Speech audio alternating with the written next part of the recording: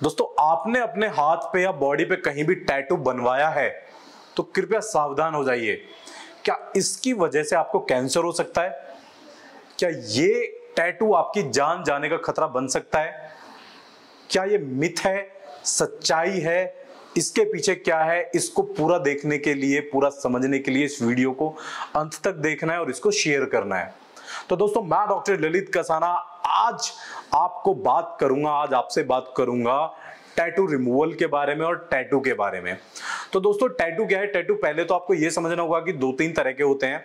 एक जिनको हम बोलते हैं ट्रेडिशनल टैटू। अब ट्रेडिशनल टैटूज क्या होते हैं? वो कोई भी जैसे आपका नाम लिख देते हैं या फिर अपना कोई भी जैसे एक चिन्ह ओम बना दिया या फिर कोई रीजनल हमने बना दिया, और इसमें जो इंक यूज होती है वो बहुत बेसिक जो स्याही वाली इंक होती है टैटू वाली, वो यूज होती हैं।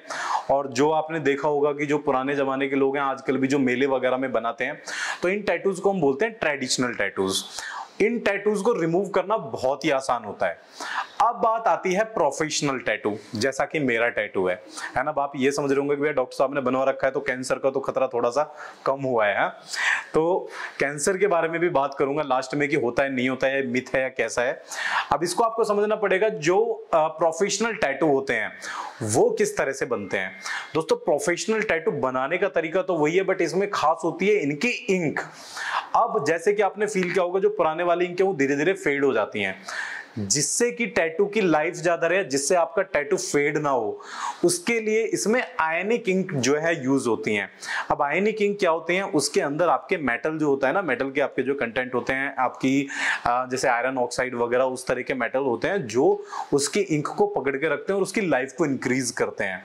अब यही हमारा मैकेनिज्म स्टार्ट हो जाता है जब लेजर करने के टाइम पे, क्योंकि अगर नॉर्मल इंक है ना, जो ट्रेडिशनल वाली मैंने बताया था, ओम लिख रहा है या कोई निशान बना हुआ है, तो वो वाली इंक क्या है कि वो उसको जो जैसे ही हम लेजर करते हैं, लेजर का मैकेनिज्म होता है हटाने का कि लेजर ऐसा नहीं उसको इंक को गायब कर देता है।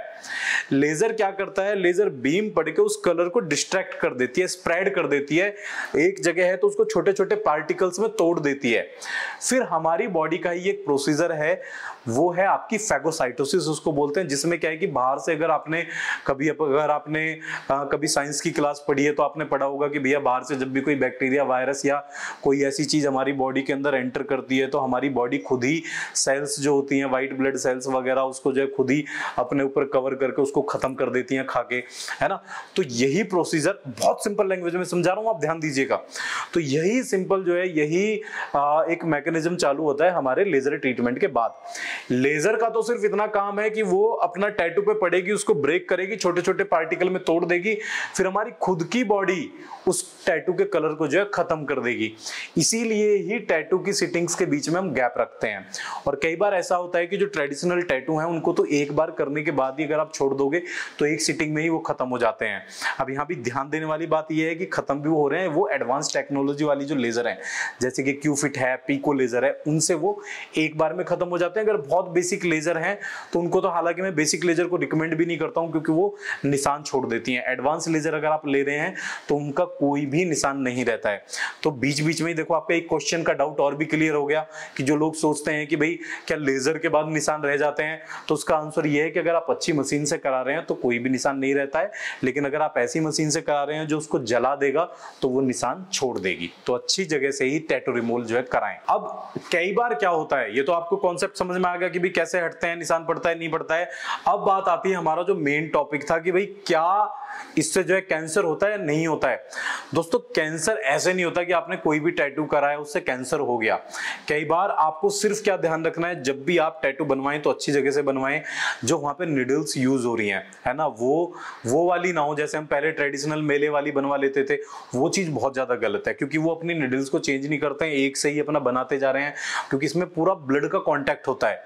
अगर किसी को HIV है तो HIV होने के चांसेस होते हैं, किसी को जो है हेपेटाइटिस है, अगर हेपेटाइटिस होने के आपको चांस रहेंगे। तो इसीलिए आपको क्या करना है, हमेशा जब भी बनाएं अच्छी जगह बनवाएं जहां पे नई निडल यूज होती है। उनको बोलें हमेशा कि भाई हमको जो भी यूज कर रहे हो, क्योंकि वो इजीली चेंज हो जाती हैं, तो उनको बोलो कि नई निडल से ही बनाना है, तो आपको ये सारी की सारी चीजें नहीं होंगी।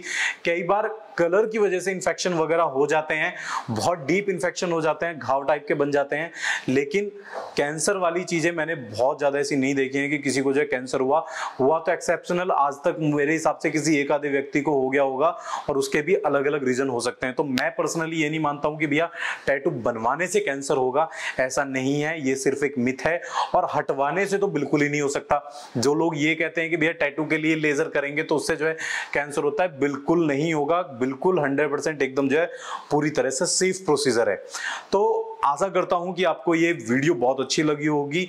तो ऐसी वीडियोस देखने के लिए मुझे आप इसी तरह से फॉलो करते रहें, मेरे YouTube, Instagram, Facebook, जहां भी वीडियो दिखे जाके उसको जो है जल्दी से बिना कुछ सोचे आप सब्सक्राइब कर दें, क्योंकि ऐसी वीडियो, ऐसी नॉलेज आपको इतने सिंपल शब्दों में कोई नहीं दे सकता है। तो मैं डॉक्टर ललित कसाना इसी तरह आपके साथ बना रहूंगा। बहुत बहुत धन्यवाद।